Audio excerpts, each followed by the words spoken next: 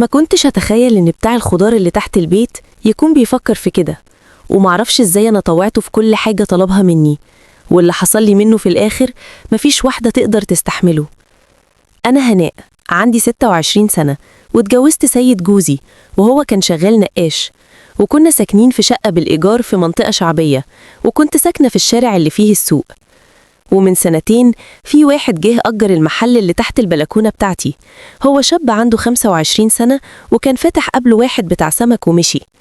المهم الراجل ده بعد ما فتح، أنا دايما بنزل أجيب حاجتي من السوق، والخضار بالذات بجيبه من أقرب واحد ليا علشان ما تشيلش مسافة كبيرة، فبقيت دايما بشتري منه. ولاحظت إن كل ما أروح عنده بيبيع لي الخضار بسعر أقل من اللي هو كاتبه، وبيقولي علشان خاطرك أنتي بكذا.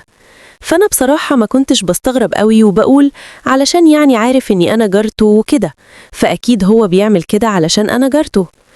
لحد ما جيت عليا أيام جوزي ما كانش بيشتغل فيها خالص، علشان صدره تعب من الحاجات الكيماوية اللي هو بيشتغل بيها في النقاشة، والظروف بقت صعبة علينا قوي قوي، لدرجة إني بقيت أشتري الأكل من الناس اللي أعرفهم ويعرفوني بس بالشك.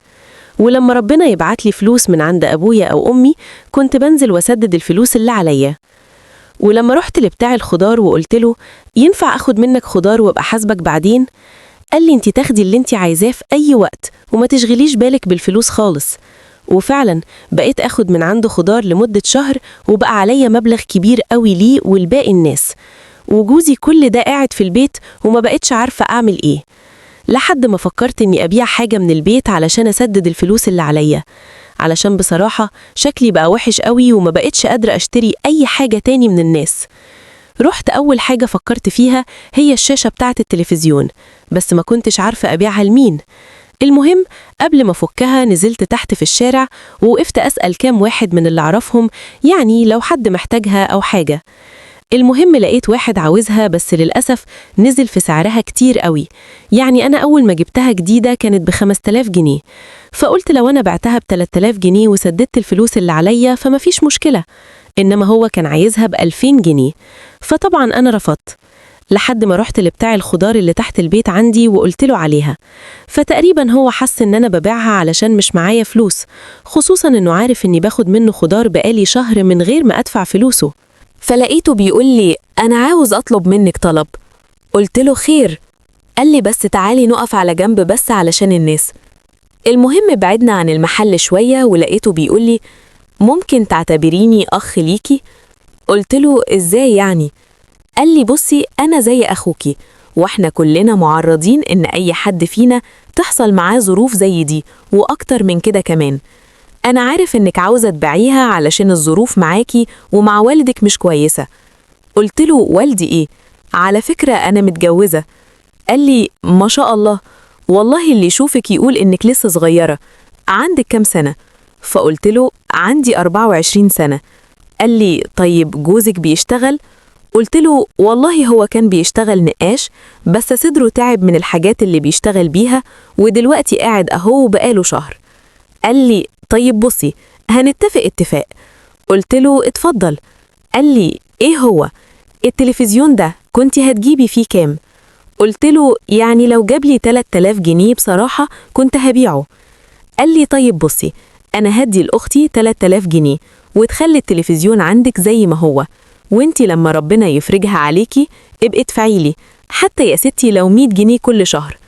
طبعا أنا رفضت لأني معرفوش، وعمري ما أخدت فلوس من أي حد غريب قبل كده، بس هو فضل مصمم إني لازم أخدهم، وقال لي في حاجة تانية بقى أهم. قلت له إيه هي؟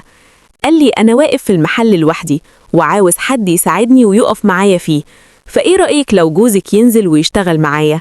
قلت له بس أنا هقوله إزاي إن أنا عرفت حاجة زي كده وإن أنت محتاج حد معاك؟ ما هو ما يعرفش أصلا إني وقفت واتكلمت معاك، ولو عارف إني اتكلمت معاك هيعمل معايا مشكلة كبيرة قوي. قال لي بصي انتي ممكن تقوليله إنك كنتي واقفة بتجيبي حاجة من عندي وسمعتيني بتكلم مع زبونة إني عاوز حد يشتغل معايا، وهو لو كده خليه ينزل لي. قلت له حاضر هقوله. قال لي هو اسمه إيه؟ قلت له اسمه سيد. قال لي خلاص قوليله كده وربنا يسهل. وطلعت البيت وأنا مبسوطة قوي بسبب إني حسيت إن لسه الدنيا بخير، وإن في واحد غريب واقف جنبي لما عرف ظروفي. وبعدها بساعة كان جوزي صحي من النوم وقلت له بقولك إيه، أنت لازم تشوف شغل في أي حاجة، إحنا كده مش هنعرف نعيش. قال لي يعني إيه؟ هو أنا كنت لقيت شغل وما اشتغلتش؟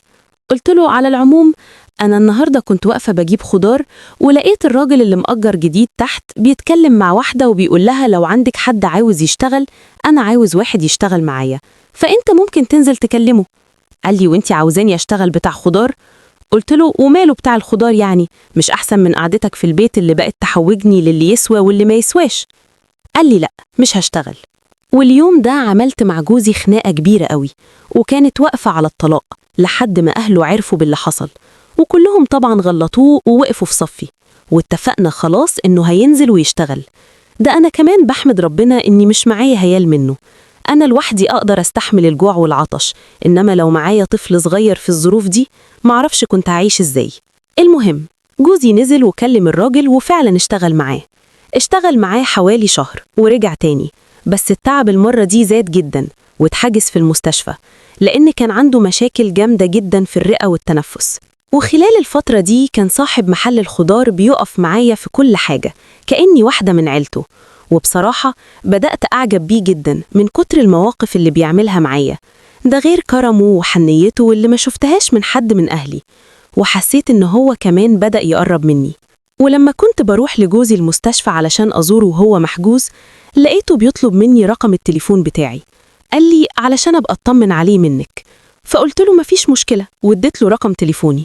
وجوزي فضل محبوس في المستشفى شهرين، وفي الشهرين دول بتاع الخضار كان بيكلمني في التليفون تقريبا كل يوم بنقعد نتكلم بالساعات، وعرفت تفاصيل حياته كلها، وقال لي إنه مش متجوز وكمان سايب البلد بتاعته ومتغرب علشان يجي يشتغل هنا، وملوش أي حد هنا خالص، ومؤجر شقة وقاعد فيها لوحده. صعب عليا جدا وتمنيت في الوقت ده أكون مش متجوزة، وعشان نفسي أعمل حاجة أساعده وأحسسه إني جنبه زي ما هو وقف جنبي في حاجات كتيرة قوي، لحد ما الكلام خدنا واعترف لي إنه بيحبني من أول مرة شافني فيها، بس ما كانش قادر يقول لي حاجة زي كده. وأنا كمان اعترفت وقلت له إني معجبة بيك جدا وبشخصيتك وبجدعنتك، وإني مش هقدر أنسى اللي انت عملته معايا أبدا. المهم فضلنا كل يوم نتكلم وبقى في بينا علاقة حب وكلام حب كتير قوي، كل ده وأنا جوزي في المستشفى، بس غصب عني لقيت نفسي بتكلم مع واحد تاني، لأن أنا بصراحة جوزي ما كنتش حتى بسمع منه كلمة واحدة حلوة، والله العظيم كان حارمني من أبسط حقوقي اللي هي الكلمة الحلوة. فبصراحة أول ما لقيت حد يحترمني ويقدرني ومهتم بيا غصب عني بدأت كمان أميل ليه وأفكر فيه.